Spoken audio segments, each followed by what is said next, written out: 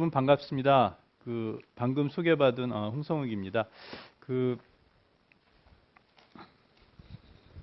제가 5월 달하고 이 성균관대학교하고 인연이 많은 것 같아요. 제가 재작년에도 여기 자연과학 캠퍼스, 그때는 대학원 학생회에서 초청해가지고 강의했었는데 왔었고, 작년 5월 달에는 인문과학 캠퍼스에서 강의했었거든요. 그래서 5월 달, 우리 계절의 여왕이나 5월 달만 되면 제가 성균관대학교를 오는 것 같습니다. 그래서 사실 오늘 목요일이라, 평일인데, 요번 주에는 또 내일이 휴일이라 오늘 사실은 지방에서 오신 학생들이나 이런 분들은 집에 많이 가고 그럴 것 같아요. 저도 이따 대전에 내려가야 되는데 수원역에서 기차가 거의 없더라고요. 근데 그럼에도 불구하고 이렇게 와주셔서 감사합니다. 원래 역사는 또 그런 분들이 이렇게 바꿔 나가는 거니까요. 자, 오늘 제가 강의할 것은 적정 기술에 대해서 어떤 의미가 있는지 좀 말씀을 드리고, 그 다음에 요즘은 이제 많이 알려져 가지고 많은 분들이 아시는데 그 제품 또 기술 그런 거에서 간단히 설명드린 다음에, 또 근데 사실 오늘 제가 강연한 이 자리가 융복합, 이건 뭔가요? 융복합 시리즈지 않습니까? 그래서 이 자연과학하고 지금 다시 시작하면 안 되겠죠. 이거 근데 계속 나올 것 같은데. 자연과학하고 인문학하고 이제 만나는 건데, 적정 기술은 사실은 그런 융복합, 필수적으로 융복합일 수밖에 없습니다. 그래서 그런 얘기 좀 하고, 그 다음에 또 제가 하고 있는 일도 소개하고 그렇게 하겠습니다. 저게 잘 안 보여가지고. 원래 5시부터인데요. 그래서, 한 6시 15분? 그 정도까지 강연은 대강 정리를 한 다음에, 저는 질문 받는 걸 좋아하기 때문에 많은 질문, 그게 서로 저한테도 많이 도움이 되고 그래서 그렇게 하도록 하겠습니다. 자, 이거 불편한 원래 책이 이제 뒤에 사실 보여드릴 텐데, 이거는 소외된 90% 함께하는 디자인이라는 책인데, 이건 작년 11월에 나왔죠. 이게 두 번째 시리즈, 적정기술 디자인 청소 시리즈의 두 번째 책인데, 첫 번째 책이 2010년 12월에 번역이 돼서 나왔는데요. 그게 지금 3쇄까지가 다 나가가지고 구하기가 좀 어렵습니다. 그래서 이제 4쇄를 찍어야 되는데, 그래서 그 책에 있는 뒤에 보면은 이런 통계 자료가 있습니다. 그래서 불편한 진실이라고 이렇게 해놨는데, 저도 사실은 이 원서는 2007년에 미국에서 나왔어요. 2007년 5월경에 나왔는데, 이 책을 보기 전까지는 적정 기술에 대해서 몰랐을 뿐더러 저도 개발도상국에 가본 적도 없었어요. 그래서 사실은 이런 언론 매체나 또 그런 방송을 통해서는 좀 알고 있었지만, 사실 저하고 좀 이렇게 거리가 있었던 분야였습니다. 그 영역이었는데, 그 책을 보면서 우리 주위에 굉장히 또 어려운 가운데 살고 있는 분들이 굉장히 많다는 걸 또 알게 되었죠.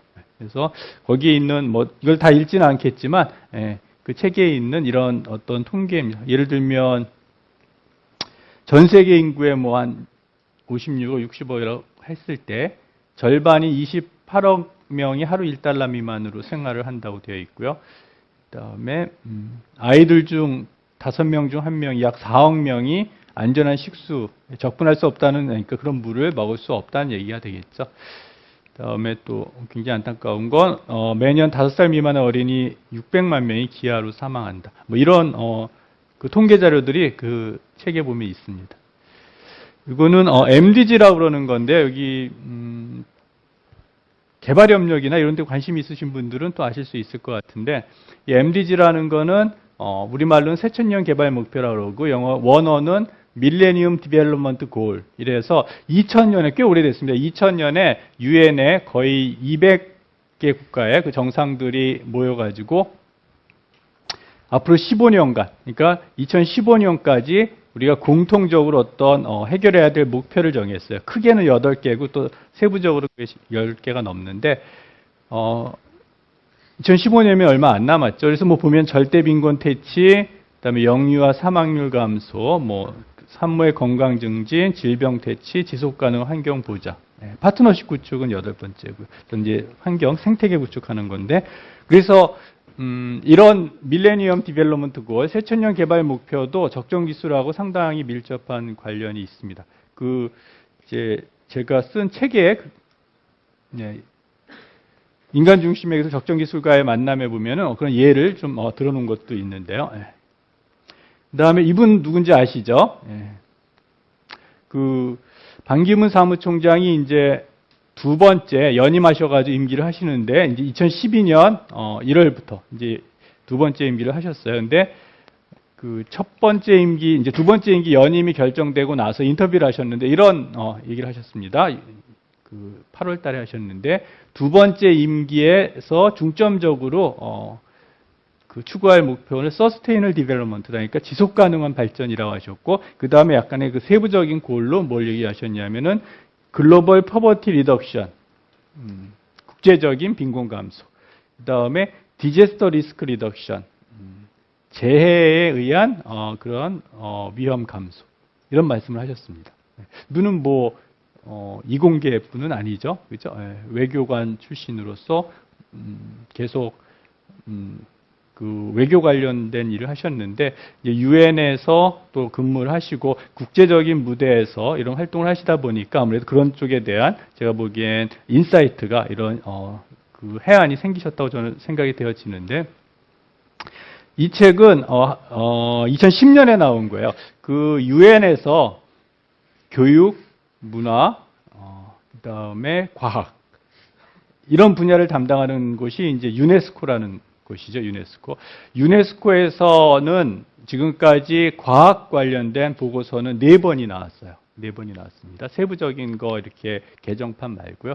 근데 공학 관련된 보고서는 2010년에 처음 나왔어요. 처음 나왔는데 이게 발간될 때까지 5년간의 그런 기간이 기획부터 걸렸고요. 그 다음에 120명의 저자가 참여를 했습니다. 참여했어요. 그래서 이게 조만간, 빠르면 5월, 늦어도 6월 달에 한국어로 번역이 돼 나올 건데요. 여기서 공학에 대해서 저 120명의 기고자가 굉장히 거의 일관되게 여러 번에 걸쳐서 미래의 공학이 나아갈 바에 대해서 얘기하고 있는데, 3가지로 얘기를 하고 있어요. 요약을 하면 지속 가능한 발전, 빈곤 감소, 기후 변화 완화 및 적응. 매우 놀랍게도 반기문 사무총장이 2011년 8월에 하신 연설에서 첫 번째 뭐였죠? 지속 가능한 발전이고, 2가지가 글로벌 퍼버티 리덕션이랑 디제스터 리스크 리덕션, 이런 얘기를 하는데, 사실은 디제스터 이런 자연재해 같은 경우는 기후 변화 때문에 많이 발생을 하죠. 쓰나미, 2011년 3월 11일에 있었던 동일본의 어떤 지진, 이런 것도 다 결국은 어느 자연재해 때문에 발생을 하는 건데, 그래서 매우 일치된다는 것을 알 수 있습니다. 자, 간디 얘기를 좀 해보려고 하는데, 적정 기술하면 또 간디를 빼놓을 수가 없어요. 물론 간디는 적정 기술 용어를 사용해 본 적은 없어요. 그렇지만 이건 이제 최근에 저도 이걸 번역한 것도 모르고 페이스북에서 저도 발견을 했는데, 많은 분들이 알고 계시더라고요. 사회적 죄악에 대해서 7가지를 얘기를 했는데, 그 중에 하나가 휴머니티가 없는 사이언스, 과학도 있습니다. 자, 적정 기술의 원조를 이제 간디라고 하는데, 그 이유는 인도는 영국의 식민지였죠. 근데 이제 영국하면 또 산업혁명이 제일 먼저 이렇게 발달한 나라고요. 그래서 이 증기기관에 의해서 이제 대량으로 옷을 또 천을 만들 수 있는 방적 산업이 많이 발달을 했죠. 그래서 그렇게 저렴하게 대량 생산에 의해서 만들어진 의류나 면직물들이 값싸게 인도로 막 수입이 들어오는 거예요. 그래서 가격이 당장은 싸서 좋을지 모르겠지만, 근데 그러면은 이런 인도의 자생적인 산업 생태계가 무너진 거죠. 그래서 농촌에서 그런 간의 수공업 단위로서 그런 면직 산업을 하던 간의 수공업들이 다 망하고, 그 다음에 젊은이들은 대도시로 몰려서 이제 도시의 빈곤층이 되고, 그래서 스스로 물레를 잡아가지고 이렇게 옷을 만들어 입는 그 뭐 사진 보셨을 거예요. 그런 운동을 했습니다.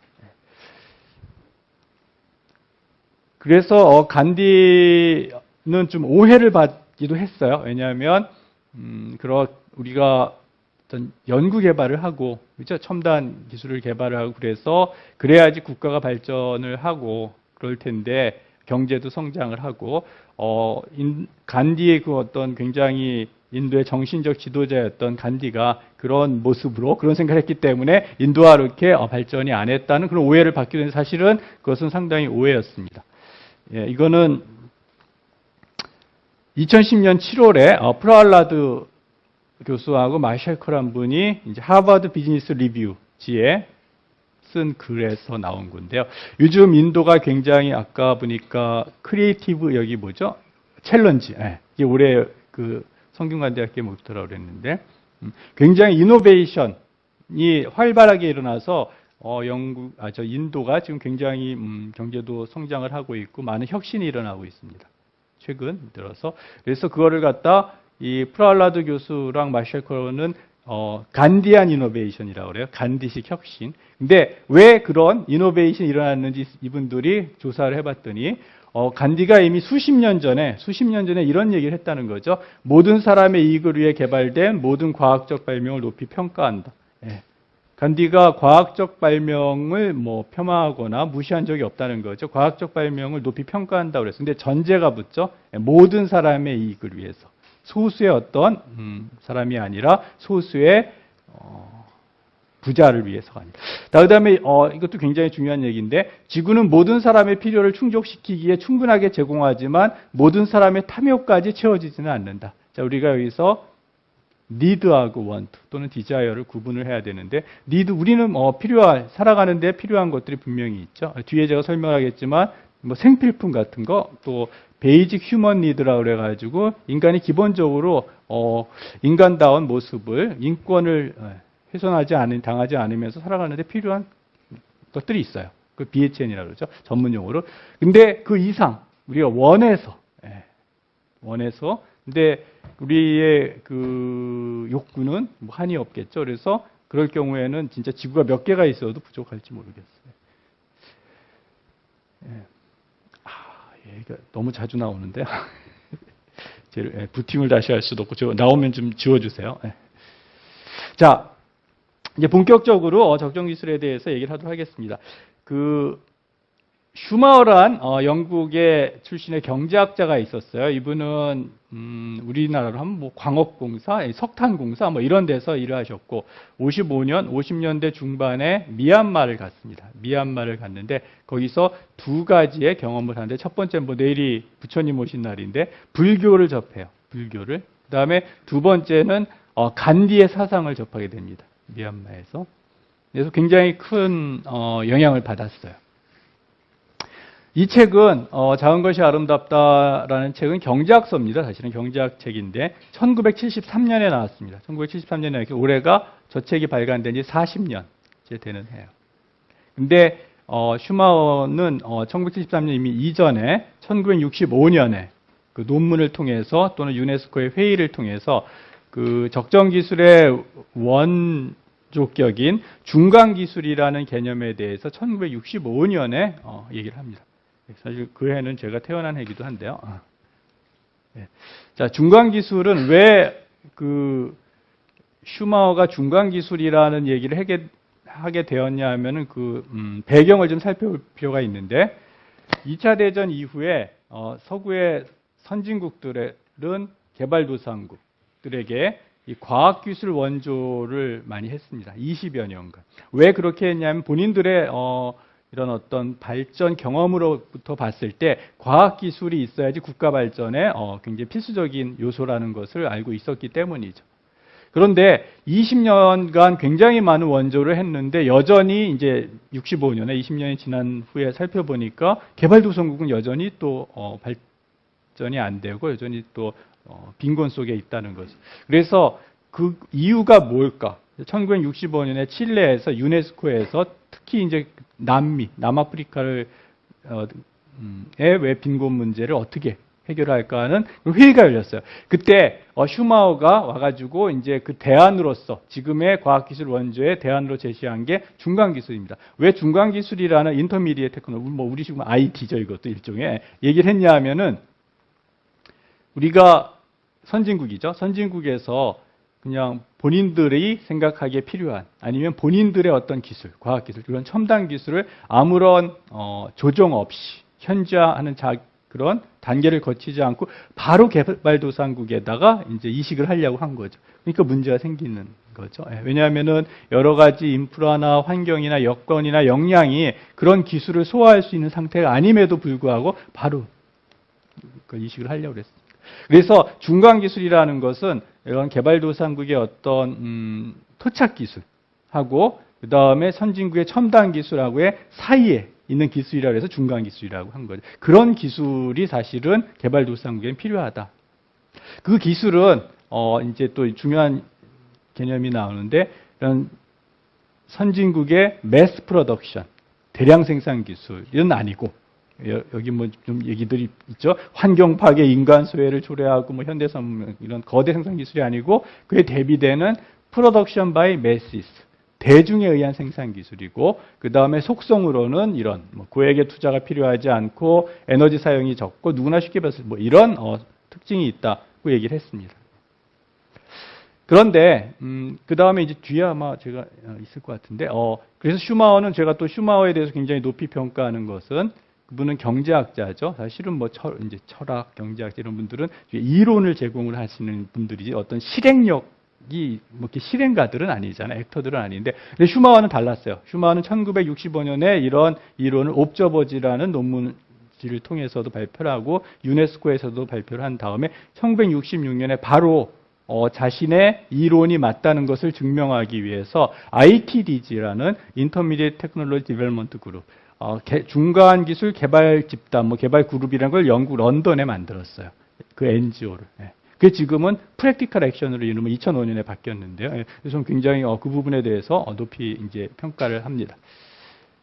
자, 그런데 활동을 하다 보니까 이 중간 기술이란 우리도 뭐 그렇잖아요. 이게 중용. 그래서 가운데 있는 게 좋기도 하지만 어중간하다는 건 뭔가 좀 이게 애매한 그런 게 있잖아요. 그래서 약간 좀 이류적인 그런 것도 있고 또 하나는 중간 기술이라는 것은 너무 좀 기술에 그런 집중한 좀 그런 감도 있고 그래서 용어가 60년대 후반부터는 적정 기술이라는 용어가 많이 사용이 되고요. 또 여기서는 강의에서는 좀 얘기는 언급은 안 하겠지만 또 영국에서는 또 대안 기술이라는 용어도 많이 사용됩니다. 그래서 지금은 중간 기술이라는 용어는 거의 사용이 안 되고요. 대안 기술 또는 적정 기술이라는 용어가 많이 사용이 됩니다.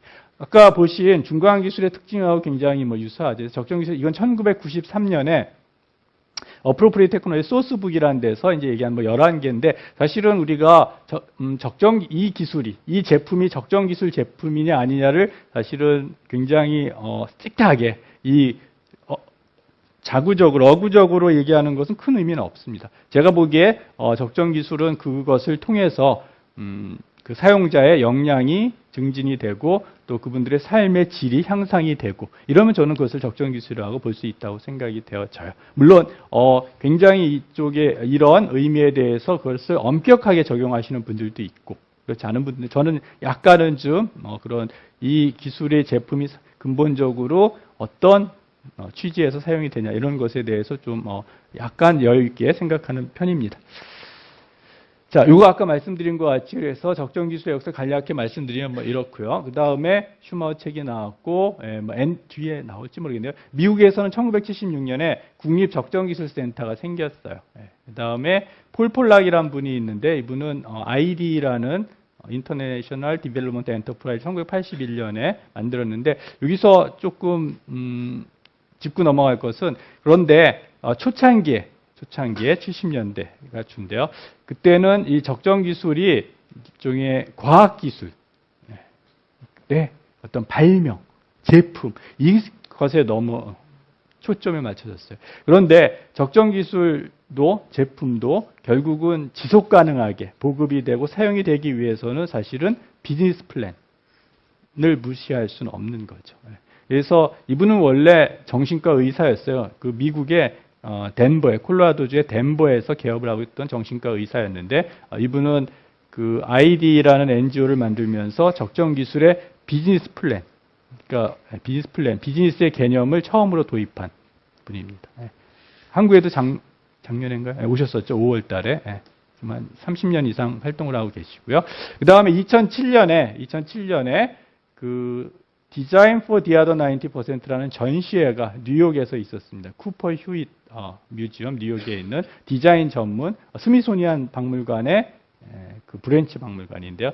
이게 사실은 미국 사람들도 이제 적정 기술이 처음 등장하고 이런 데서 30년 이상이 지났기 때문에 굉장히 큰 반향을 일으켰었습니다. 한국어판은 2010년 12월에 번역이 됐고요.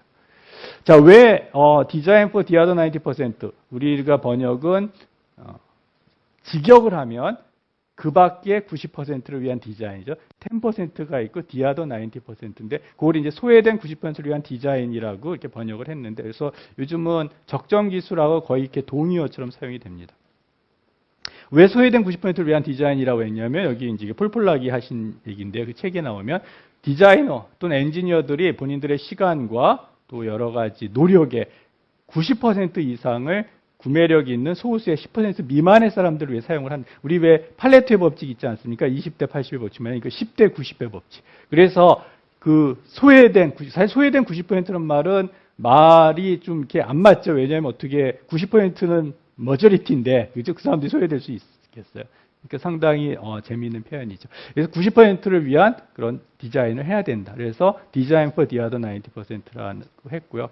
그 다음에 그냥 여기서 잠깐 더 말씀을 드리면, 두 번째 책은 Design with the other 90%라고 했습니다. 그럼 왜 그러냐 하면은 이것도 우리가 어떤 일방적인 것이 아니라는 거죠. 그들을 위해서 뭐 한다는 것이 아니라 결국은 요즘 80년대에 굉장히 그 유행했던 것 중에 참여적 기술 개발, 이런 것도 있거든요. 그래서 이것도 결국은 함께하는 것이지 일방적일 수는 없습니다. 그거는 적정 기술은 철저하게 사용자 중심의 기술이기 때문에, 해서 두 번째 전시회는 소외된 90%가 함께하는 디자인으로 명칭을 바꿉니다. 사실 제가 보기에는 잘한 거고요.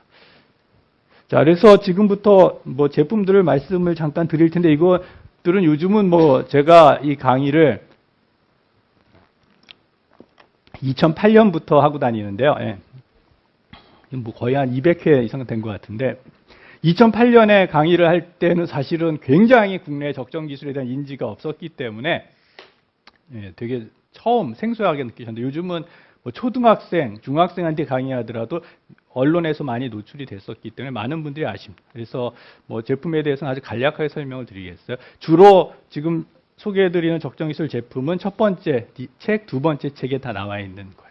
큐드럼은 이건 사실은 모 증권회사의 삼성 성균관대하고도 저기 할 수 있는 관련이 있는 그에서 나왔었어요.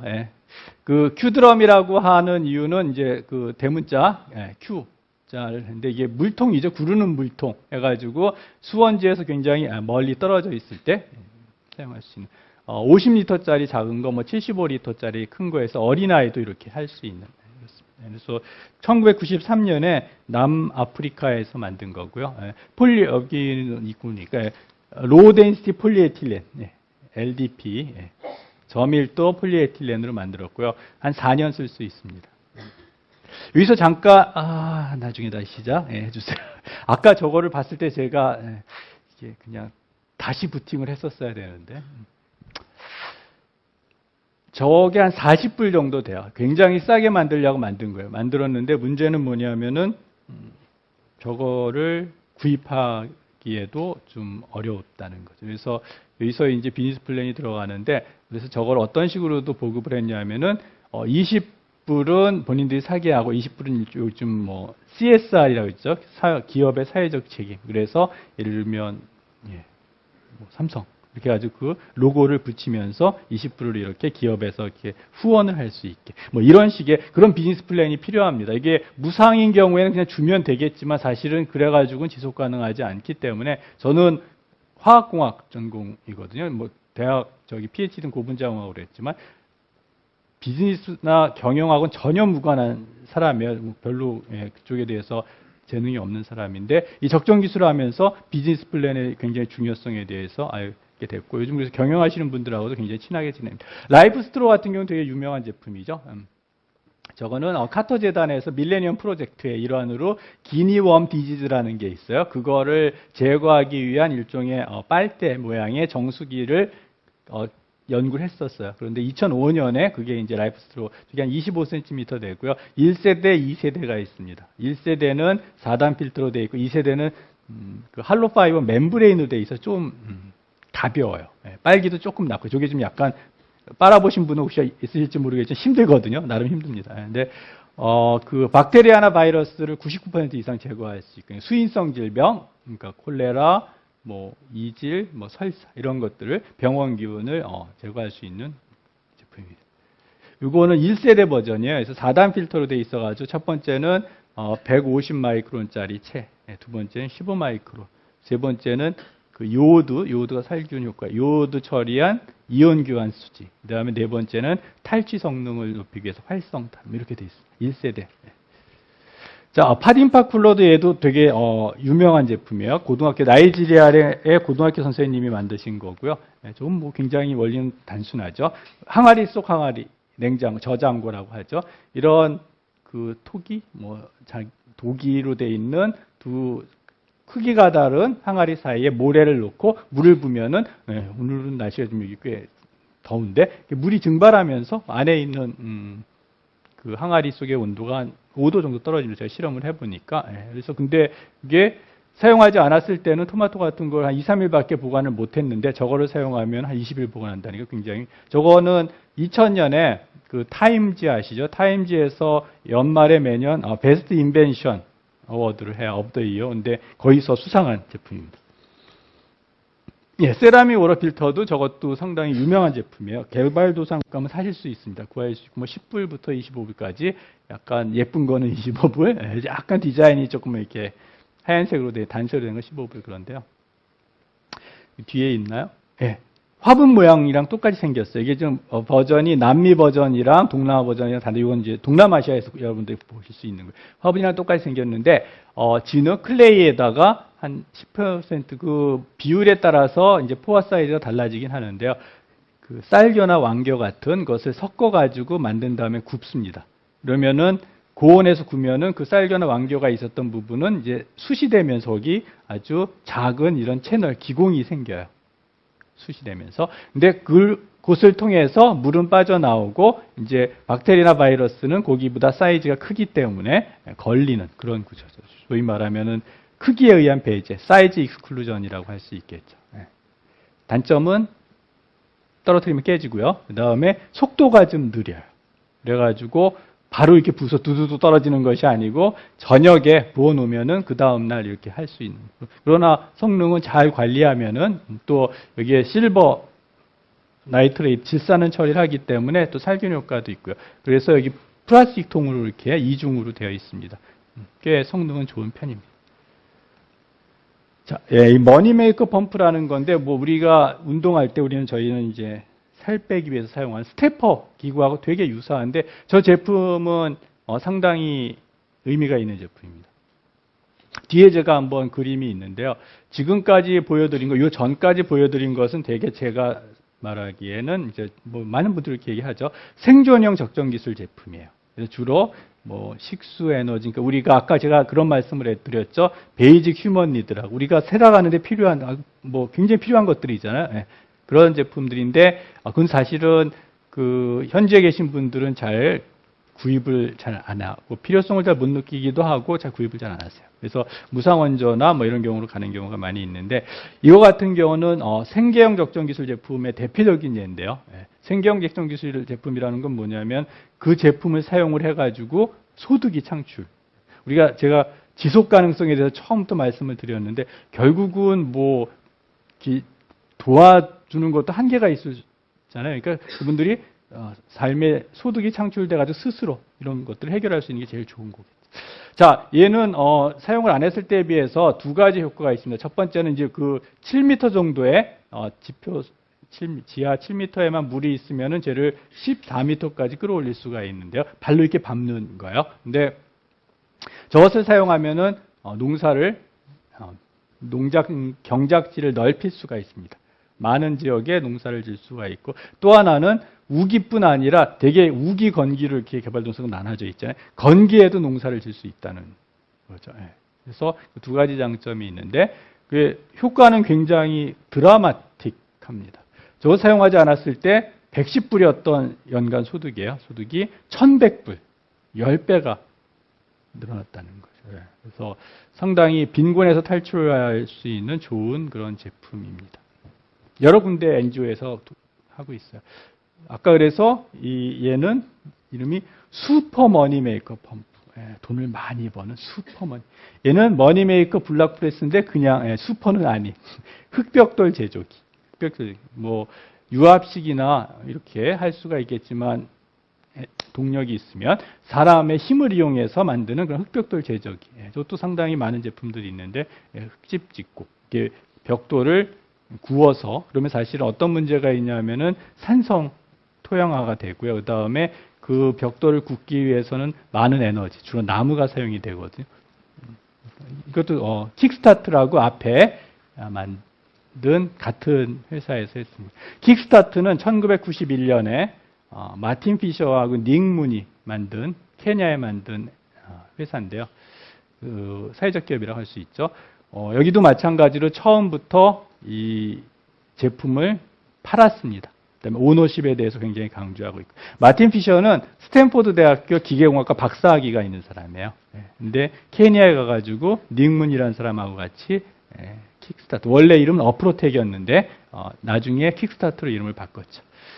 자, 슈가케인 차콜 이거는 사탕수수 숯인데요. MIT엔 아까 제가 건너뛰었는데 2002년부터 적정기술 과목이 있습니다. 그걸 만든 분 에미 스미스라고 공식 그 직함은 시니어 렉처러. 이분이 박사학위가 없어요. 그래서 시니어 렉처러인데 D랩이라는 과정을 2002년에 만들었어요. 그게 이제 한 과정으로 시작을 했는데 제가 2011년에 보스턴을 방문했는데 그 당시에 16개 과목으로 늘어 있었습니다. 그래서 작년이 그 D랩이 만들어진 코스가 만든 10주년이었어요.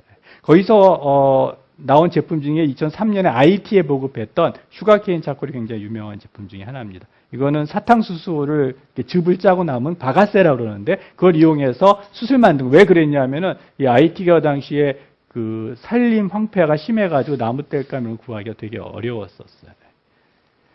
저도 아프리카 차드에서 이 사업을 유사하게 다른 여러분들하고 함께 했었습니다. 그래서 이거는 그 과학 카페 2010년에 9월쯤 방영됐는데요. 과학 카페 180회인가를 기억하는데 보시면은 될 거예요. 자, 퍼머넷. 이건 모기장인데요. 그 말라리아 모기에 물려서 이제 말라리아가 걸린 사람을 모기가 피를 빨아서 다른 사람한테 멀쩡한 사람한테 그 걸리지 않은 사람한테 물면 이제 말라리아가 그 알이 옮겨가는데요. 아직 백신이 없습니다. 백신이 사실은 개발이 됐는데 아직 효능이 그렇게 좋지는 않은 것 같아요. 굉장히 말라리아 백신을 개발하면은 제가 보기엔 굉장한 이거는 인류에게 큰 혜택을 주는 개인적으로는 노벨 의학상을 줘도 충분하다고 생각돼요. 굉장히 어렵습니다. 아직까지 이렇게 성능이 좋은 건 개발이 안 됐는데요. 그래서 여러 가지 방법이 있을 수 있겠죠. 150만 명 정도가 전 세계적으로 말라리아 때문에 이제 사망을 하는데, 그래서 이거는 모기장인데 단순한 모기장이 아니고 저기가 그 살충 처리가 돼 있어요. 그리고 4년간 쓸 수 있고요. 그다음에 설사 오염이 돼서 물에 빨더라도 햇빛에다 놓으면은 다시 성능을 복원됩니다. 그걸 갖다 이제 여기 보시면 Long Lasting Insecticide Treated Mosquito Net이라고 그럽니다. 이것도 아까 라이프스트로 만든 베스칼 프랜센이라는 회사에서 만들었어요. 자, 바이오센터는 이건 두 번째 책에 나와 있는 건데 개발도상국에 가면 이렇게 화장실이 잘 이렇게 위생시설이 잘 안 갖춰진 곳이 많이 있어요. 그래서 일종의 이제 그 화장실이면서 이것을 잘 발효를 시키면은 이제 거기서 바이오가스가 나오죠. 메탄가스가. 그래서 그걸 사용을 해가지고 이용을 해가지고 또 에너지원으로 사용할 수 있는 그런 일석이조의 그런 제품이고요. MIT에서는 세너지라는 그런 단체가 있어요. 세너지는 짐작하시겠지만 세니테이션 플러스 에너지. 그래서 그런 NGO가 만들어져가지고 지금 활동을 하고 있습니다. 자, 이거는 다양한 종류의 태양열 조리기입니다. 솔라 쿠커라고 하죠. 그래서 이런 접시형도 성능이 꽤 괜찮고 박스형도 25불짜리 이거는 굉장히 크죠. 예, 그 학교의 급식 시설에서도 사용할 수 있을 정도로 크고 자동차에 이렇게 싣고 다니면서 사용할 수도 있고요. 그다음에 이거는 발전도 됩니다. 태양열 발전. 이 여러 개를 모으면 인도 같은 경우는 저거 많이 되고 있는데 한 1000도가 넘어가야 중심의 온도. 그래서 물을 끓여가지고 스팀화해서 발전하는 것도 가능합니다. 태양열 조르기. 태양 에너지는 상당히 무한한 그런 에너지원이 될 수 있겠죠. 자, 이거는 보청기인데요. 보청기가 있다 손 치더라도 뭐 이렇게 보급이 됐다 하더라도 거기 있는 배터리가 계속 사용을 하기 때문에 일주일 정도면은 다 이제 방전이 소모가 된다고 그래요. 근데 이 배터리를 구하기가 쉽지 않다는 거죠. 가격도 가격이지만 사러 가는데 뭐 하루 종일 걸려서 살 수도 있고. 그래서 이건 보츠와나에서 만들어진 제품인데 솔라셀을 이용해 가지고 충전할 수 있는 그런 제품입니다. 솔라이어, 솔라에이드. 브라질에서도 뭐 만들고 있고요. 디지털 드럼. 이건 유니세프에서 우간다에 만든 건데요. 드럼 우리 옛날에 저거 다 어렸을 때 도라묵강 이런 그런 건데 기름통이에요. 근데 그 사실은 그냥 본체만 그렇게 사용을 한 것이고 전원은 솔라셀, 태양전지를 통해서 받고요. 그 다음에 그러니까 인터넷 키오스크라고 보시면 돼요.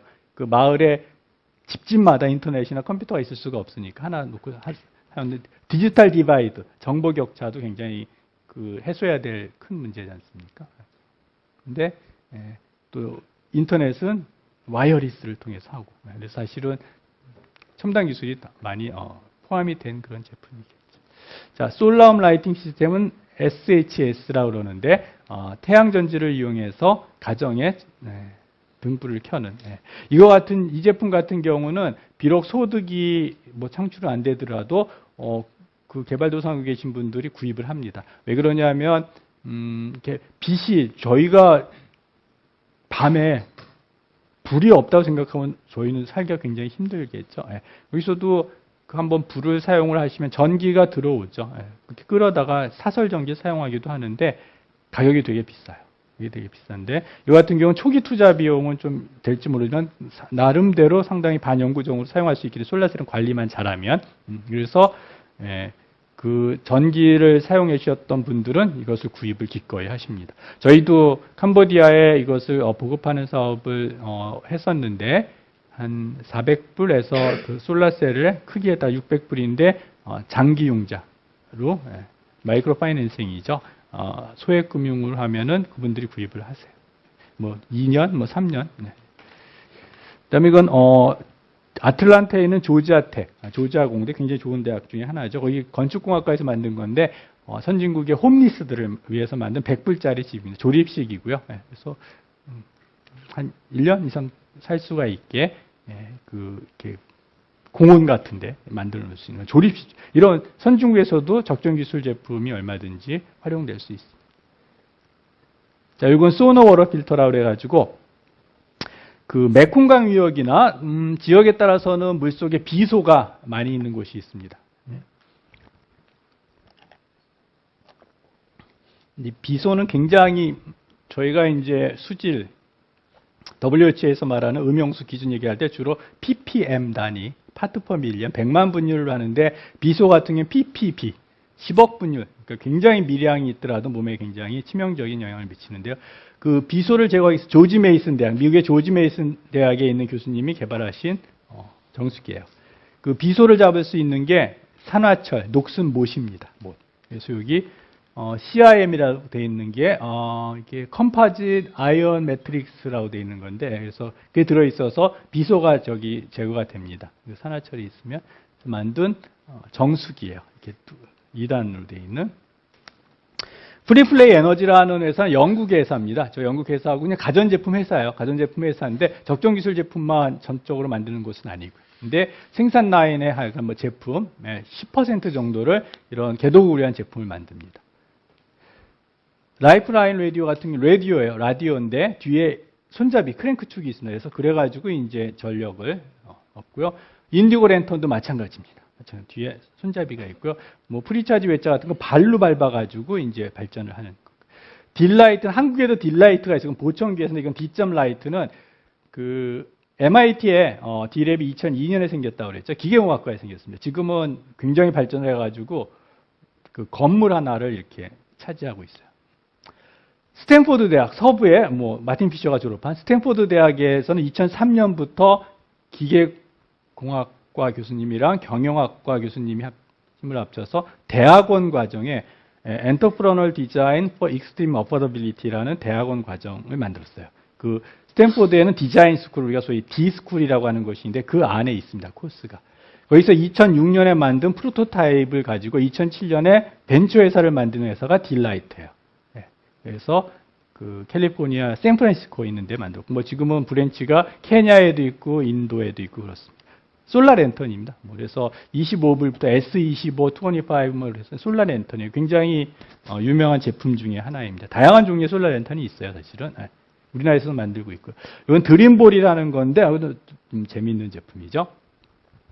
이런 유니세프가 됐건 이런 어떤 여기에 뭐 의약품도 있을 수 있고 식량도 있을 수 있고 이렇게 원조가 가지 않겠어요. 근데 이 박스를 뜯어가지고 이렇게 공을 만들 수 있는 거예요. 여기 보시면 이렇게 물결무늬 뜯었어요. 그래서 이런 진흙으로 된 공을 가지고 축구를 되게들 좋아합니다. 그래서 이런 사이즈도 다양하게.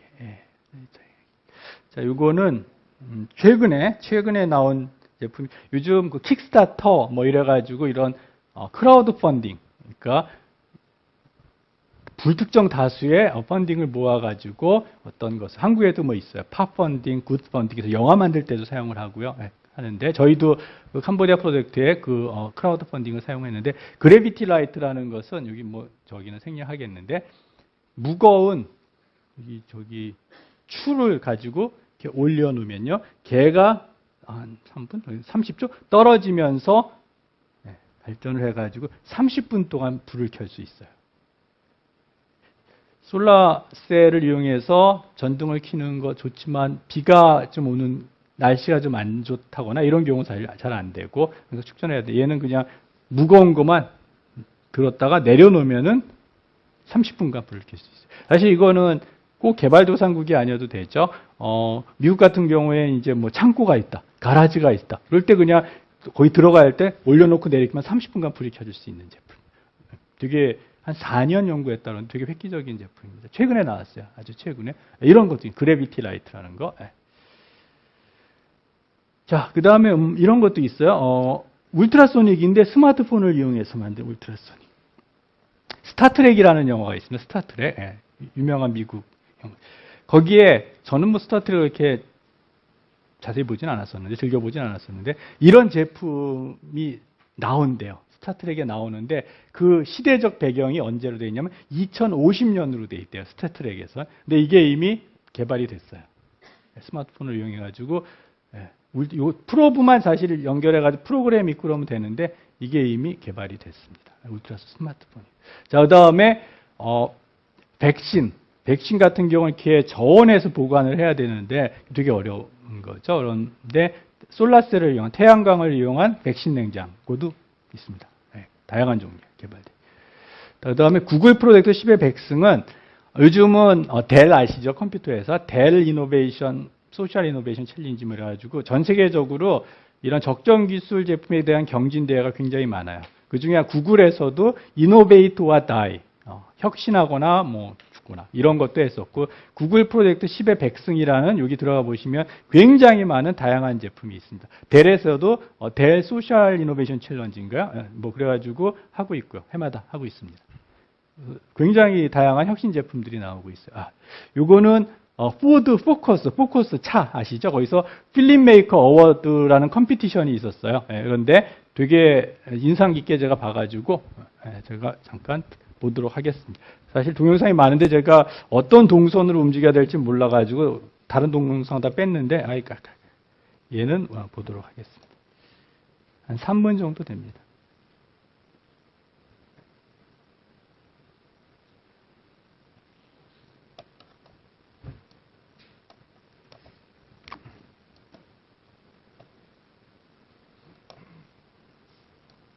아까는 소리가 났었는데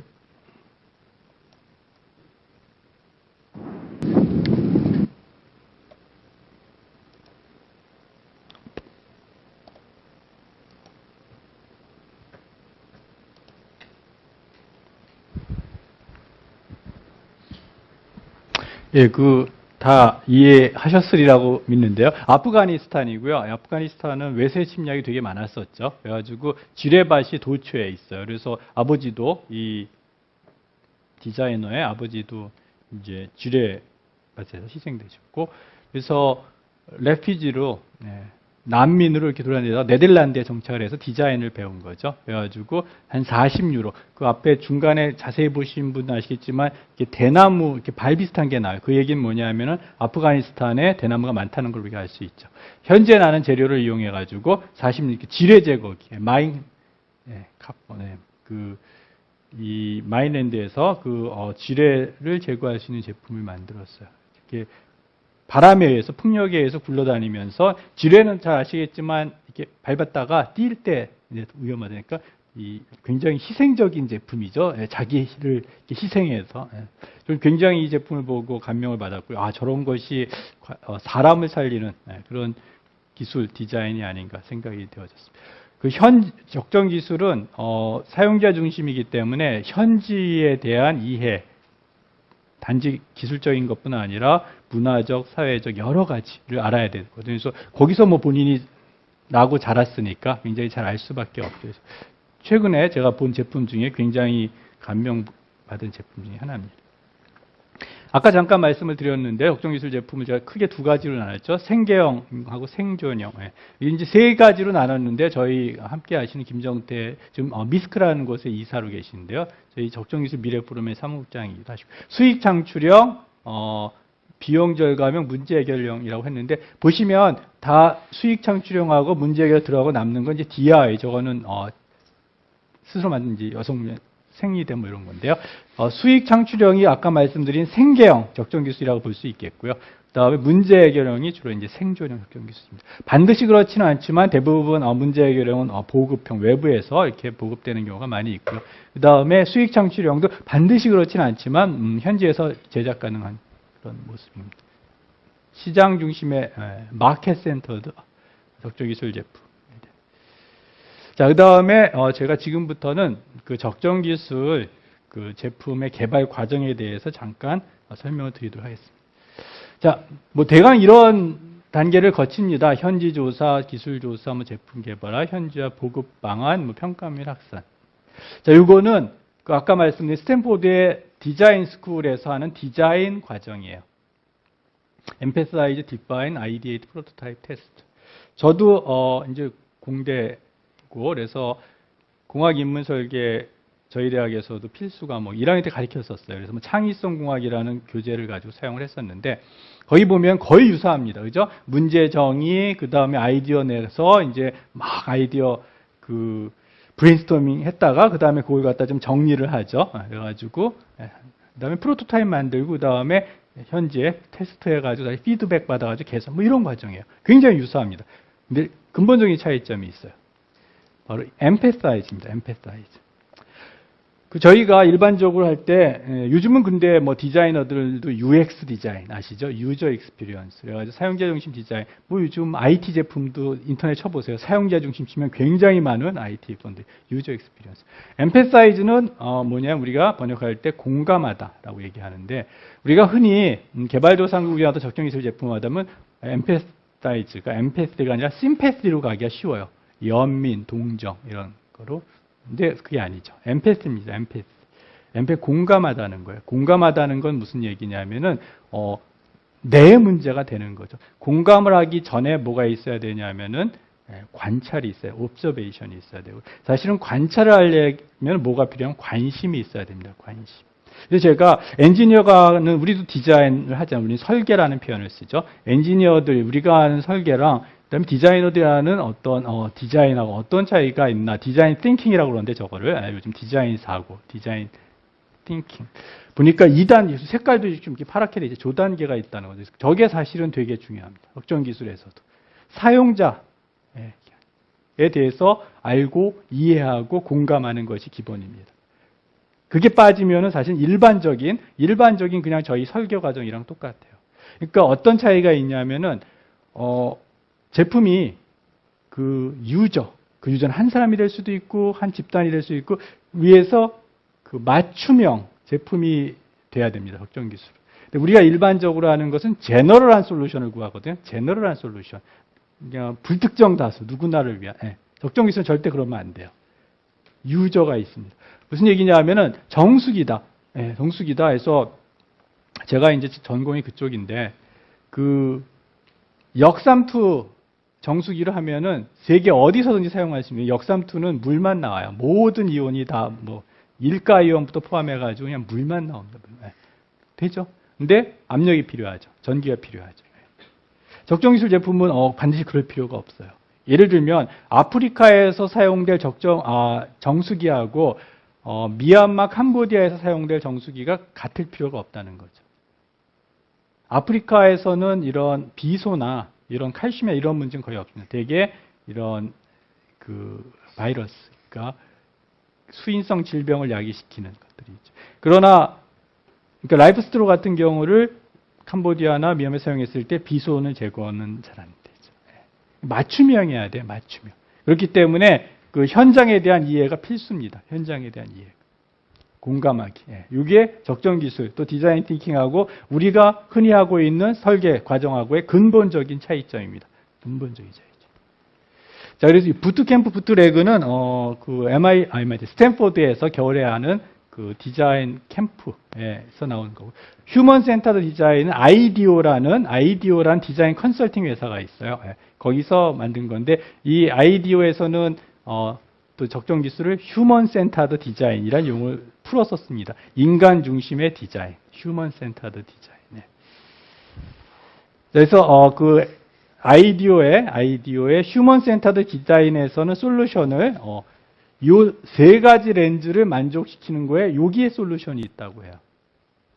첫 번째는 디자인 요건 좀 need로 바꿨으면 좋겠는데 what do people need? 사람들이 필요한 것이 무엇인가? 두 번째는 우리가 흔히 이공계 사람들이 하는 기술적으로 그것이 실현 가능한가? 테크니컬리 피지블한가? 또 중요한 거는 파이낸셜리 바이어블한가? 그 아무리 그러니까 우리가 그 적정 기술 제품을 개발하거나 또 만들 때 있어서 처음부터 생각해야 되는 것이 비즈니스 플랜을 고려를 해야 된다는 거죠. 그냥 기술적으로 R&D에서 제품 만들고 그거 중요한 거 아니에요. 아니, 중요한 게 아니라 거기서 그쳐서는 안 됩니다. 이것을 어떻게 만들 것인가, 제품화할 것인가, 생산할 것인가, 그 생산된 제품을 현재 어떻게 보급할 것인가, 이게 필요합니다. 그래서 이 desirability, feasibility, viability 이 세 개를 다 만족시키는 내 솔루션이 있는 거예요. 자, 이건 폴 폴락이 한 얘기인데요. 폴 폴락은 적정 기술 제품을 개발하기 전에 열린 마음으로 최소한 그 현지에 있는 사용자 25명하고 대화를 하라고 돼 있어요. 그 다음에 이 제품을 샀으면 50불을 주고 샀다. 그럼 1년 내 이렇게 우리 마냥 감가상각을 10년, 20년 가져갈 수 없습니다. 50불을 1년 안에 본전을 뽑아야 돼요. 본전. 자, 그 다음에 100만 개를 만들려고 했어요. 100만 개를 만들려고 팔릴 수 있는 거. 여러 가지 의미가 있는데, 그만큼, 이게,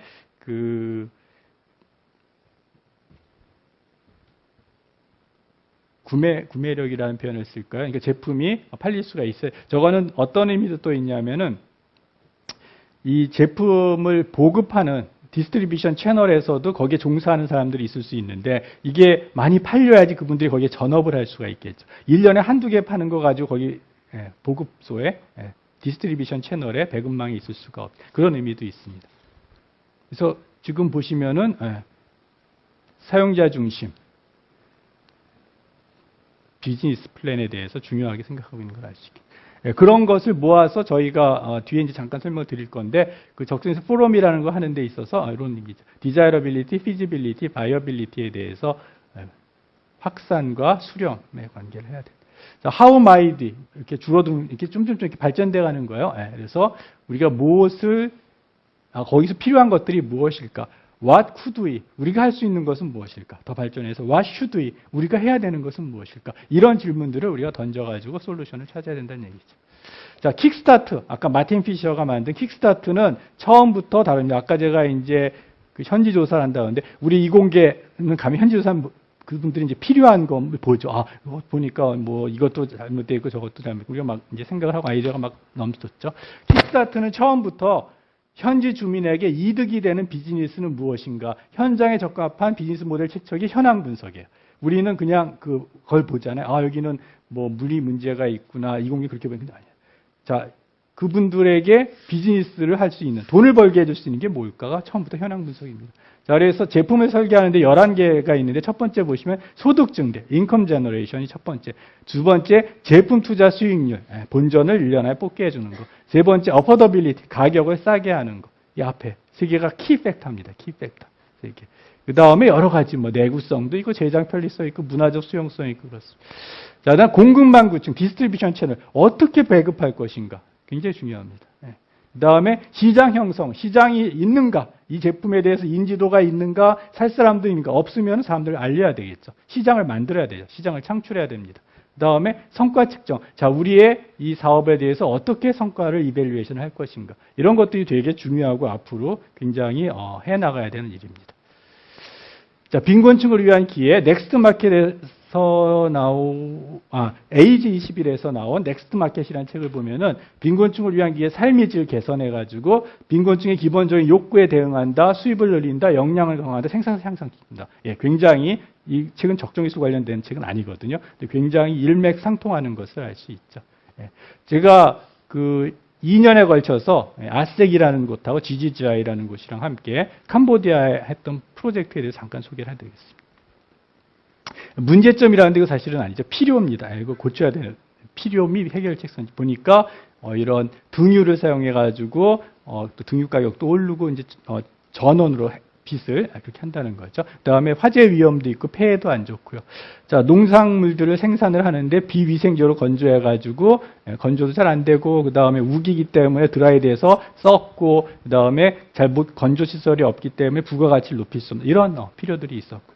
그다음에 산림이 파괴돼가지고 그다음에 또 나무 땔감 같은 거 구하기도 어렵고 산림이 파괴되는. 자, 그래서 솔루션은 가정용 태양광 시스템 SHS, 온도령 건조 시설, 태양열 조리기 이런 거. 자, 그래서 작년 10월에 따끼오라는 곳이 있어요. 그 캄보디아 푸놈펜에서 한 70km에서 80km 밑으로 가면 되는데 거기에 적정기술센터라는 따끼오 적정기술센터라는 게 건립이 됐고요. 여기 그 이삭학교라는 곳에서 설립이 된 건데 거기 교장 선생님입니다. 자, 그다음에 캄보디아 가정에 이런 솔라움 시스템을 설치를 했습니다. 이거는 파는 거예요. 근데 운이 좋게도 이분이 첫 번째 구매자인데 이거를 부상으로 받았어요. 이분에게만 배보다 배꼽이 그죠. 코리아 타임스에 났고요. 그다음에 김만욱 교수님이라고 몽골의 G세이버라는 것을 만드신 분이 있어요. 근데 그분이 저희랑 같이 하시는데 1차 년도에는 간이 소각장을 만들었는데 그거를 활용을 해가지고 이렇게 온돌식으로 건조 시설을 지금 더 뭐 업그레이드된 걸 만들고 계세요. 그다음에 이런 솔라쿡을 120개를 저희가 만들었습니다. 근데 여기 한 160불 정도 아까 말씀드렸죠. 160불 이 솔라 쿠커는 캄보디아 사람들이 태어나서 처음 보는 거예요. 이건 매직이에요. 왜 매직이냐면은 나무를 떼지 않고 가만히 있는데 음식이 되는 건 이건 매직이에요. 진짜로. 처음 보는 거예요. 이게 물을 10분이면 끓이고요. 30분에 밥을 할 수 있습니다. 그런데 문제는 160불을 주고 구매할 능력이 없어요.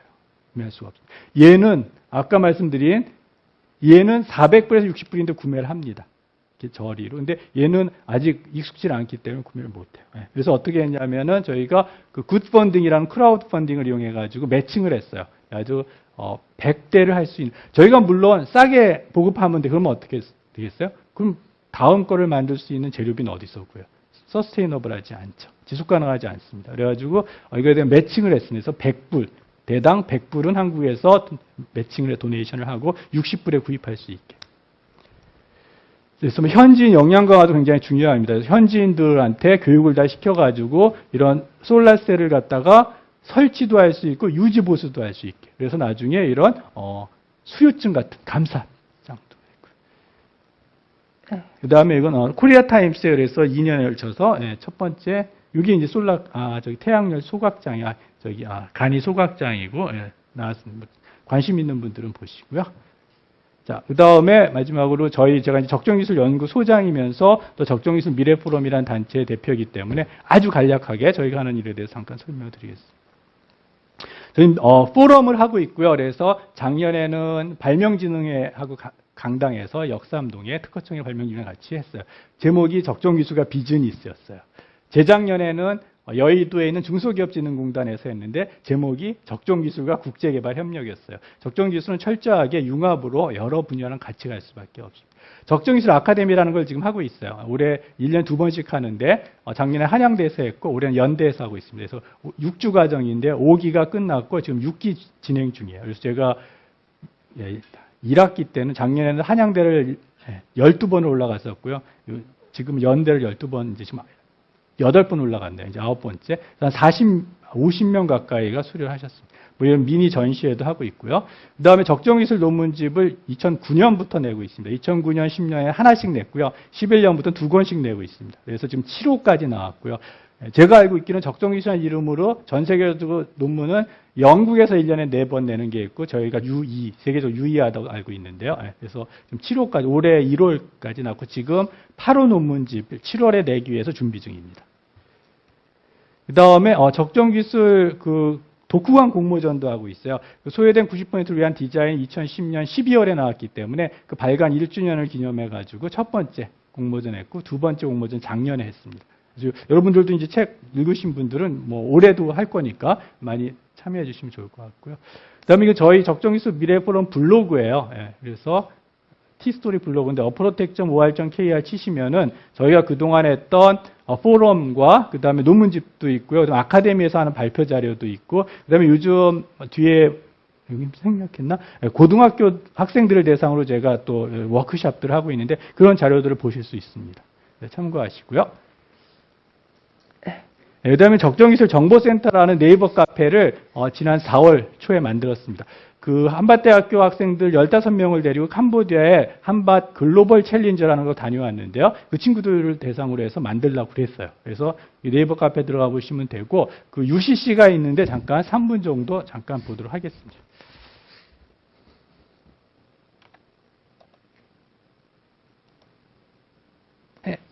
일시적인 오류래네요.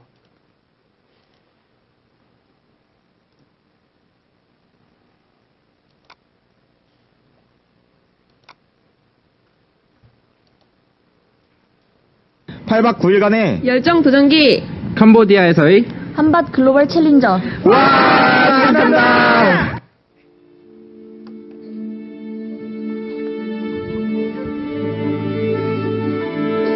Okay, quiet. Everybody here. By request, just like we used to do it, but a little bit different. Let's go.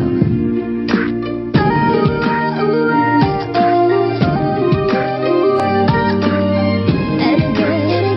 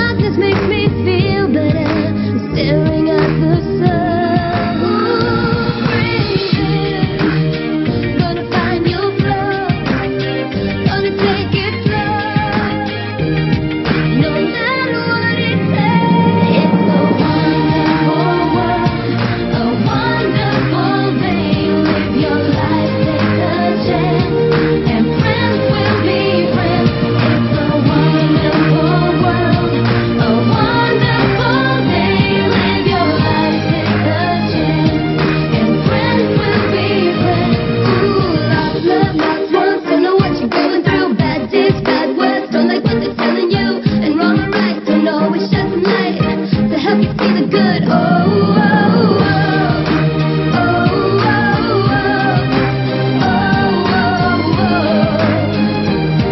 a wonderful day.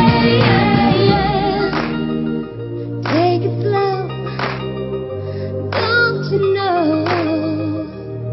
No matter what it takes, it's a wonderful world, a wonderful day. Live your life, take a chance, and friends will be friends. It's a wonderful world, a wonderful day. Live your life, take a chance, and friends will be friends. We will be friends.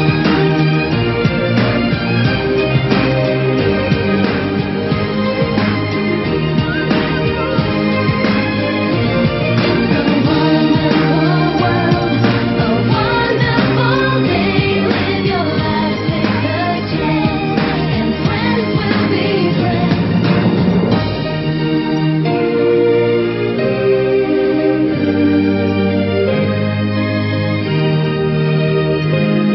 Ooh, yeah, yeah, yeah.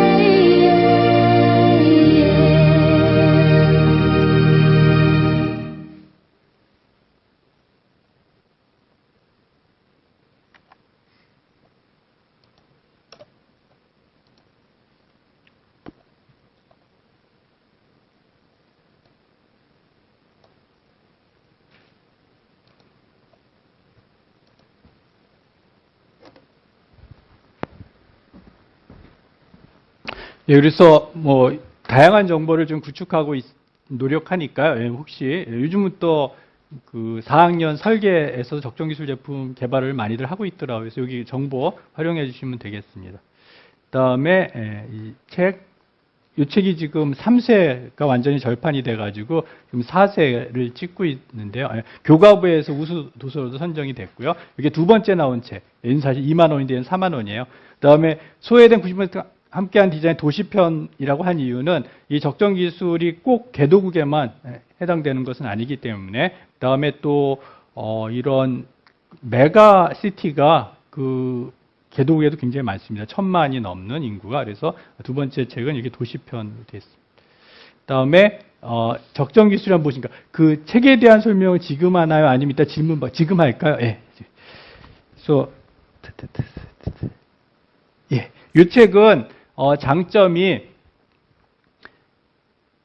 카탈로그예요, 원래. 예, 전시회 카탈로그인데 한 150페이지 정도 되고, 카탈로그만 아니고 앞에 에세이들이 있어요. 그러니까 물론 뒤에 이제 제품에 대한 설명이 간략하게 있는데 에세이들이 있는데 진짜 읽어볼 만한 마틴 피셔, 그다음에 에이미 스미스, 그리고 폴 폴락, 그 사람들이 쓴 에세이들이 다 있습니다. 진짜 몇 번을 읽어봐도, 마틴 피셔가 쓴 것 같은 에세이들은 진짜 몇 번 읽어봐도 될 것 같아요. 그래서 에세이들이 되게 좋고, 그래서 카탈로그지만 굉장히 좋은 책이고, 또 하나 좋은 장점은 사진이 많이 있기 때문에 애들도 좋아합니다.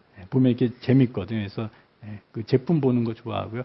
도시편은 이거랑 이제 같지만 조금 컨셉이 많이 달라져서 건축, 요즘 적정 건축 뭐 이런 얘기도, 건축 디자인도 많이 하는데 그런 쪽에 대해서 포커싱이 돼 있고, 책도 두껍고요. 보시면 아시겠지만 굉장히 이 책은 첫 번째 책에 비해서 디자인 책 같이 그렇게 나왔어요. 그래가지고 이렇게 돼 있고요. 건축 쪽에 대해서 많이 포커싱이 돼 있습니다.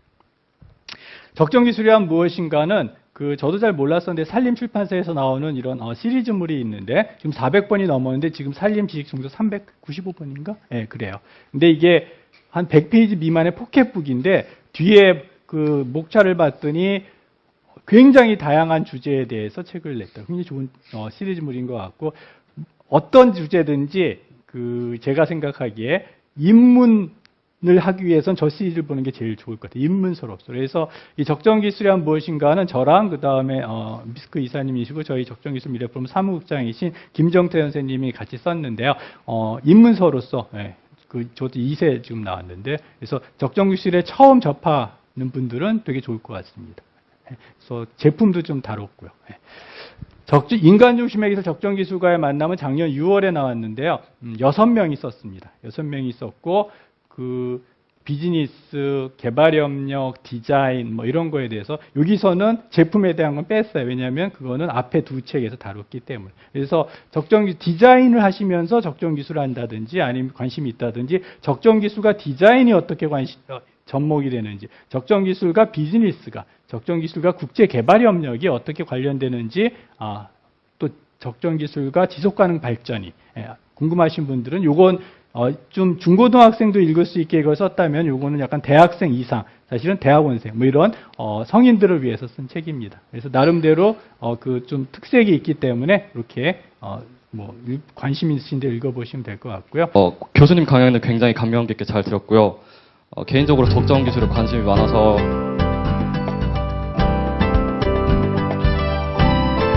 굉장히 좋은 질문인 것 같고요. 보급 방안에 대한 말씀인데 아직 체계적으로 이렇게 구축이 되어 있다고 보기는 조금 어려운데 지금부터 하려고 많은 분들이 관심이 있으신 것 같아요. 그래서 정부에서도 기존의 어떤 R&D에 관련된 예를 들면 우리 국내 정부 기관 중에서도 이런 과학기술 쪽에 관련된 기관들에서 주로 관심을 갖다가 지금은 이게 보급 방안이 되기 위해서는 약간 비즈니스 쪽에 대한 그다음에 또 무역 이런 데 관련된 기관들을 참여를 해야 돼요. 그래서 그런 어떤 협의체를 구성하고 그런 움직임들이 있어요. 있고 사실은 이 어떠한 프로젝트나 이런 사업이 진행되는 데 있어서 한 기관이나 한 단체나 또 한 개인이 전 프로세스를 감당하는 건 되게 어렵고요. 그래서 일종의 컨소시엄으로 구성이 돼가지고 할 수밖에 없습니다. 기업도 저희가 했던 캄보디아 프로젝트도 제가 연구 책임을 했지만 사실은 실질적 제가 학교 있으면서 캄보디아 가서 살 수도 없는 것이고 그렇잖아요. 그래서 실질적으로 에너지팜이라고 부천에 있는 적정기술 2008년에 만들어진 1세대 기업이 있는데 거기서 사실은 많은 일들을 거의 다 했어요. 그래서 이렇게 함께 할 수밖에 없죠. 지금 이렇게 완벽하게 갖춰져 있지는 않지만 지금 거의 그런 모습을 갖춰가는 그런 단계라고 보시면 되겠습니다. 설계 같은 거 공부하다 보면은 이제 꾸리치바의 그런 교통 사례나 그런 것들 보면서 굉장히 좋은 질문이고요.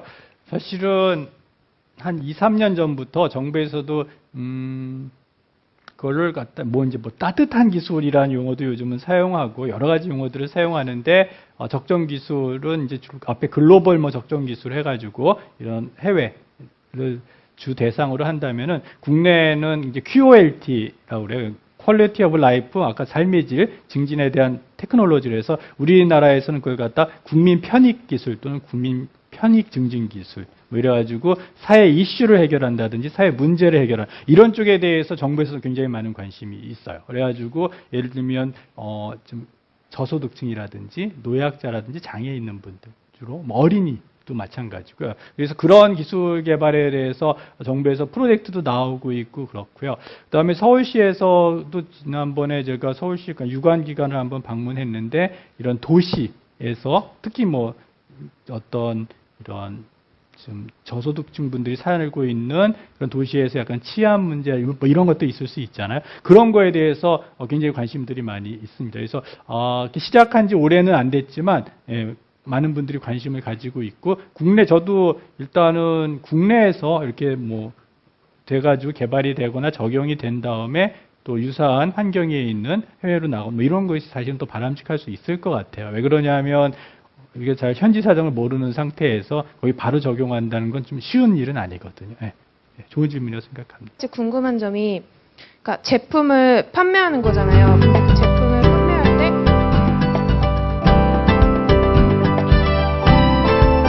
굉장히 중요한 질문이고요. 실질적으로 제가 2008년에 한동대생들이랑 태국을 갔었는데 태국에서 대대적으로 옛날에 탁신 총리 시절에 10,000개가 넘게 솔라셀을 갖다가 대대적으로 보급한 적이 있어요. 근데 가보시면 여러분들도 들어보셨겠지만 아프리카에 고장난 우물들이 되게 많거든요. 펌프들이 그 유지 보수를 안 해가지고 제가 봤을 때도 굉장히 많은 솔라셀들이 이렇게 방치되어 있는 경우도 많이 있었습니다. 그래서 일단 말씀드리면은 그것까지 고민을 해야 되는 것이고요. 솔라셀 같은 경우도 보급을 한 다음에 유지 보수 안 하면 그냥 무용지물이 될 수도 있죠. 그리고 그래서 거기쯤 약간 첨언을 해드리면은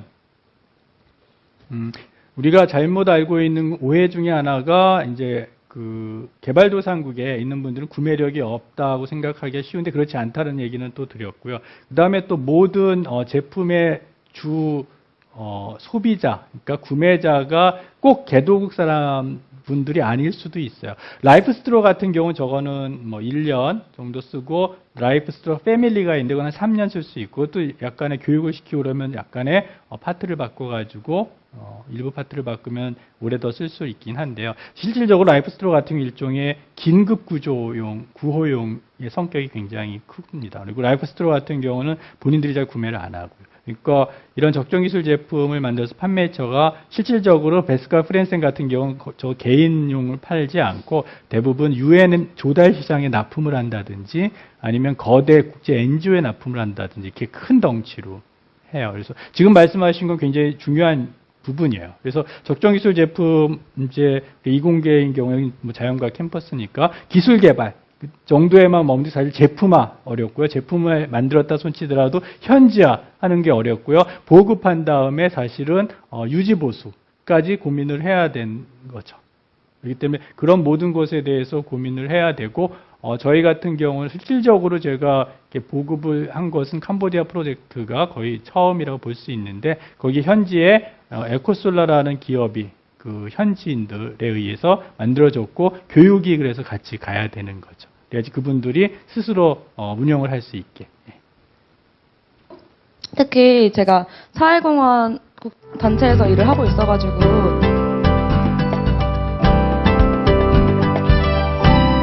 제가 작년에 인문과학대학, 그러니까 인문과학대학 캠퍼스라고 해두죠. 거기에서 강의를 했는데 SK, 그러니까 SK 교육, 그 성균관대 센에서 초청해서 했었어요. 센 소셜 엔터프라이즈. 거기도 거의 뭐 경영, 글로벌 경영, 뭐 경제 그런 친구들인데요. 아까 우리 선생님하고도 잠깐 얘기를 했는데, 그래서 그 SBCA 제가 멘토도 했었는데 소셜 벤처 컴피티션 아시아. 그게 처음부터 팀으로 가야 돼요. 그러니까 어떤 극단적인 예들이 있냐면은 이공계에서 기술 개발을 했어요. 그래가지고 그걸 갖다가 이제 비즈니스 플랜을 해줄 사람들을 찾아요. 또는 이제 그 센이나 아니면 뭐 사이프도 사실은 뭐 비슷한 케이스가 되겠는데, 우리는 비즈니스 플랜을 할 수 있어. 근데 우리는 기술이 없어. 그래서 기술을 찾아요. 근데 이게, 선형적이질 않아요. 아까 제가 이렇게 선형인 것처럼 말씀을 드렸는데, 실질적으로 그건 어렵고요. 같이, 처음부터. 그래서 저 센에도, 이공계에 있는 친구들이랑 같이 해라. 제가 그 작년에 한양대에서 할 때는 한양대 센이랑 또 같이 했었거든요. 그 연결이 돼가지고 강의를 한 건데, 그게 지리적으로 좀 멀어서 어렵다는데 사실 처음부터 그렇게 할 수밖에 없어요. 그래가지고 SBC나 이런 데 나갈 때도 이공계 디자인 여기 있는지 모르겠는데 디자인, 그 다음에 당연히 경영, 필요하면 개발협력 전공이 같이 해야 됩니다. 해야 되고, 그 다음에 기술 개발인 경우에도 사실은 이 적정 기술이 특히 대학생들인 경우에 프로스 앤 콘스가 있어요. 프로스는 뭐냐면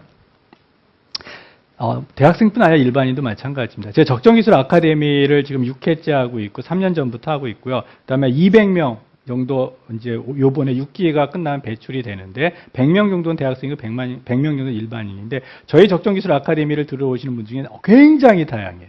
간호사도 있었고요. 패션 디자이너도 있었고요. 영문 전공하신 분들도 있어요. 그 이유는 뭐냐면 제가 만약에 나노테크놀로지 아카데미 BT 아까 그분들 절대 들으러 안 오실 거예요. 왜 그러냐면은 그건 내 일이 아니라고 생각하고 기술적인 배리어를 느끼기 때문에. 근데 적정 기술은 그런 면에서 굉장히 배리어를 안 느낀다는 장점이 있는데 그게 또 콘스이기도 해요. 적정 기술이 보기에는 되게 심플해 보이지만 실질적으로 이게 적정 기술 제품 중에 성공적으로 임플리멘테이션 된 제품이 그렇게 많지 않습니다. 그렇게 많지 않아요. 그리고 최소한 3년에서 5년 정도의 현지화를 해야지 알 수가 있어요. 대표적인 예로 오늘은 강의에서 빠졌지만 플레이 펌프라는 게 있는데 그게 굉장한 센세이션을 일으켰지만 지금은 거의 사용이 되고 있지 않아요. 그렇기 때문에 여러분들이 생각하는 것보다 굉장히 깊은 지식을 요구합니다.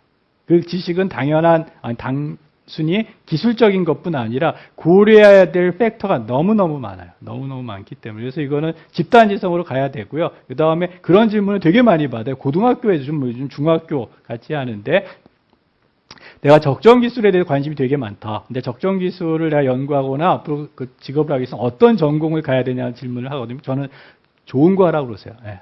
편한 거 하시라고. 여러분들이 관심 있는 거. 왜 그러냐면은 적정 기술은 적정 기술 전공으로 해서 적정 기술에서 아는 거 아무 의미 없습니다. 적정 기술에 몰라도 돼요. 몰라도 되는데 여러분들이 전공이 나는 어떤 설계에서는 한국에서 두 번째 가라면 서럽다. 나는 뭐 캐드를 되게 잘한다. 나는 이쪽 물에 대해서는 박사다. 이제 전문가다. 그럼 그 사람들이 필요해요. 우리가 일을 할 때 있어서 그런 사람들이 필요한 거지 어설프게 적정 기술이 뭔가에 대해서 대강 아는 사람들이 필요한 게 아닙니다. 절대로. 그런데 플러스 알파가 있어요. 예. 그 전문 지식이 있으면서 휴머니티가 있어야 돼요. 예. 그래가지고 이런 주위에 어려운 사람들에 대해서 관심이 있어야 되고 두 번째는 팀으로서 일할 수 있는 능력이 있어야 돼요. 팀으로서. 그게 필요한 겁니다. 그래서 사실은 여기 학부생들 뭐 그런데 여러분들에게 전문성을 쌓는 게 제일 중요해요. 어떤 전공이 상관없어요. 그런 다음에 그 계속 관심을 가지고 있다가 팀으로서 일할 수 있는. 그게 사실은 요즘 공학 교육의 목표거든요. 그 다음에 글로벌한 이슈에 대해서 관심을 가지고. 그래서 저희 이제 그 센에서도 얘기하는 비슷한 얘기를 드리는데요. 비즈니스 플랜 세우는 것도 쉽지 않아요. 저희가 그 굉장히 짧은 시간에 저 캄보디아 프로젝트 하면서 비즈니스 플랜의 전문가를 찾으려고 무지 노력을 했다가 결국은 외국 사람 찾아가지고 굉장히 어렵게 저기를 했었는데 이 비즈니스 플랜에 대한 모델을 가지고 있고 나름대로의 툴을 가지고 이렇게 해줄 수 있는 사람들도 많지 않기 때문에 제가 보기엔 경영이나 이런 분들한테는 그런 쪽에 대해서 전문성을 해가지고 그것을 잘 개발을 하면은 굉장히 필요한 인재로 쓰임 받을 거라고 생각이 되어집니다. 사회를 구성하고 있는 이유가 석유라는 에너지를 쓰고 있다고 생각합니다. 네, 에너지 문제에 대해서 말씀을 드리면은 아까 제가 말씀드렸지만 저는 뭐 조금 그 오픈된 그런 스탠스로 입장을 취하고 있는데요. 대안기술을 하신다는 분들, 대안기술은 사실은 이제 적정 기술은 두 가지 좀 관점이 있을 수 있어요. 여러분들께 자연스럽게 느끼셨겠지만 이런 중간 기술적인 오리진이 그건 이제 주로 개독 대상. 대안기술은 사실은 뭐 우리 바로 현재에서 삶에서 적용이 돼야 되는 거죠. 대안기술 하시는 분들은 우리의 지금 이런 에너지 소비 형태와 삶의 형태를 바꾸지 않으면은 굉장히 빠른 니어 퓨처에 문제가 생길 거라고 굉장히 확신을 하고 계세요. 잘 모르죠, 저도. 근데 그럴 수도 있어요. 저는 충분히 그럴 수도 있다고 생각이 되어지고, 예를 들면 뭐 석유가 고갈이 되지 않더라도 저는 재난이나 이런 미래에 대해서 저희가 충분히 준비를 해야 된다고 생각하는 게 그 누가 2년 전에 그 선진국인 일본에서 그 동일본 지진이 생겼을 때 일주일간 식수랑 전기가 단수가 됐었어요. 그거를 누가 상상이나 했겠어요? 그 다음에 일본에서 있었던 일이 한국에서는 절대로 생기지 않는다고 누가 단정할 수 있겠어요? 네. 지금 여름에 이 블랙아웃이 올지도 모를 것 같아요. 전력을 이렇게 낭비하여간 과소비하다가는 블랙아웃이 되면 그냥 잠깐 깜빡했다가 하는 게 아니거든요. 그걸 다시 복구하는 데는 일주일 이상 걸려요. 우리나라에서 적정 기술에 대해서 제일 열심히 활동하시는 분들은 귀농귀촌하신 분들이에요. 근데 그분들이 목표로 하시는 건 에너지 자립입니다. 에너지 자립. 그래서 태양열, 태양광 되게 열심히 하시고요. 그분들은 화덕 이런 거에 대해서도 굉장히 열심히 해서 책도 나왔어요. 화로의 귀환이라고. 2011년에 막 두꺼운 책 나왔습니다. 그래가지고 저도 모르지만 저도 뭐 제 미래를 알 수 없는 사람이니까 그러나 언젠가 아니면 어쩌면 굉장히 우리가 생각했던 것보다 빠른 시일에 그런 때가 올 수도 있겠고 우리가 그거에 대해서 대비를 해야 될 거라고 생각되어집니다. 마지막으로 저희 이메일, 트위터, 뭐 블로그, 카페, 페이스북이기 때문에 질문 오늘 하실 건 하시고요. 그 다음에 또 못 하신 거나 아니면 궁금하신 게 나중에 생기시거나 그럼 저한테 연락 주시면 되겠습니다. 일단 그럼 강의는 이렇게 마치도록 하겠습니다. 감사합니다.